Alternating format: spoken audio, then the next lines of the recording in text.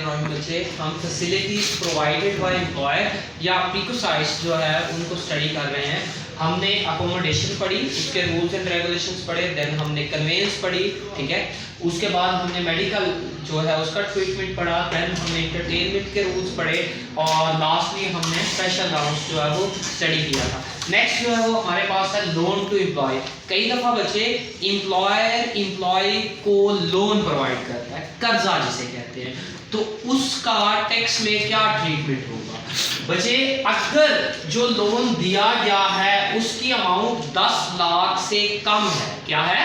10 लाख से कम है, तो कोई ट्रीटमेंट नहीं होगा, सिंपल क्या हो जाएगा? डैश हो जाएगा, यानी कि कुछ भी टैक्सेबल नहीं होगा। सेम इसी तरह बच्चे जब एम्प्लॉयर एम्प्लॉय को लोन प्रोवाइड करता है तो कई दफ़ा वो उससे इंटरेस्ट चार्ज करता है। अगर वो इंटरेस्ट चार्ज कर रहा है और वो जो इंटरेस्ट चार्ज कर रहा है उसकी वैल्यू जो है वो उसका इंटरेस्ट रेट जो है वो 10% से ज़्यादा है, कितना?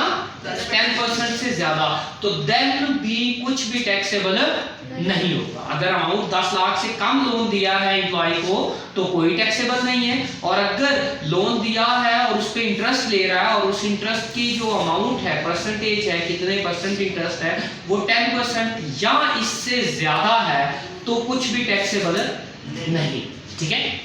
लेकिन अगर बच्चे अमाउंट जो लोन दिया है वो 10 लाख से ज्यादा है और जो रेट ऑफ इंटरेस्ट है वो 10 लाख से कम है, तो देन उसका ट्रीटमेंट क्या होगा वो नीचे लिखा होगा।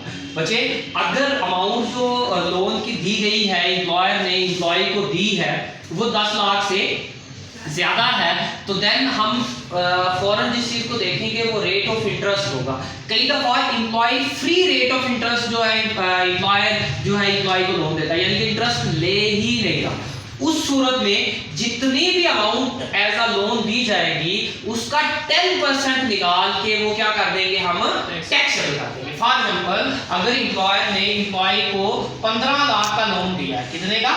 15 लाख का, और ये फ्री इंटरेस्ट लोन है, इस पे इंटरेस्ट नहीं है, तो देन हम क्या करेंगे? सिंपल इसका 10% लेंगे और वो क्या कर देंगे? टैक्सेबल कर देंगे, ठीक है। 1,50,000 जो है वो क्या आ जाएगा? टैक्सेबल, ठीक है। लेकिन बच्चे अगर एम्प्लॉयर ने एम्प्लॉय को लोन दिया है और वो उससे इंटरेस्ट ले रहा है और वो इंटरेस्ट जो ले रहा है वो 10% से क्या है?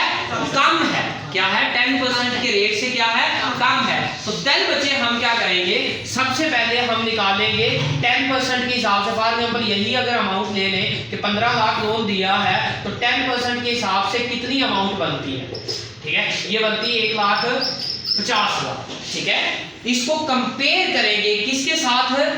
जितना उसने इंटरेस्ट चार्ज किया। फॉर एग्जांपल वो इंटरेस्ट ले रहा है इस पे 5%, कितना ले रहा है? 5% या 7%, वो वैल्यू निकालेंगे। 15 लाख पे अगर 5% इंटरेस्ट हो तो वो कितनी वैल्यू बनती है जी? ये इससे कट गया तो तकरीबन आई थिंक 75,000, 75,000, ठीक है। तो बच्चे जो 10% के मुताबिक जो टोटल अमाउंट बनती है उसमें से जितना आप इंटरेस्ट दे रहे हैं वो निकाल देंगे तो बाकी क्या हो जाएगा? टैक्सेबल। सिंपल वर्ड्स में अगर ऐसा है कि आप इंटरेस्ट तो एम्प्लॉयर को पे कर रहे हैं लेकिन उसका रेट जो है वो 10% से क्या है? कम है, तो देन दोनों का जो डिफरेंस होगा वो क्या हो जाएगा? टैक्सेबल।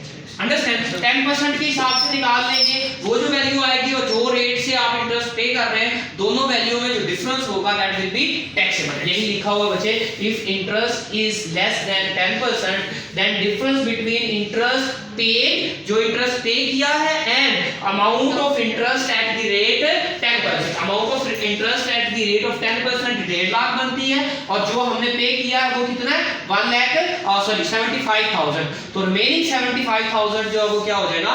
टैक्सेबल, ठीक है। नेक्स्ट बच्चे जो आपके पास क्वेश्चन है दैट इज प्रीकोसाइट, जो आपके पास प्रोविडेंट फंड है प्रोविडेंट फंड बच्चे ये अलग से लॉन्ग क्वेश्चन है बच्चे। अगर आपको याद हो कि अभी तक हमने कौन कौन से लॉन्ग क्वेश्चन कर रहे हैं, तो हमने स्टार्ट किया था एग्रीकल्चरल इनकम से, देन हमने रेजिडेंट और नॉन रेजिडेंट किया।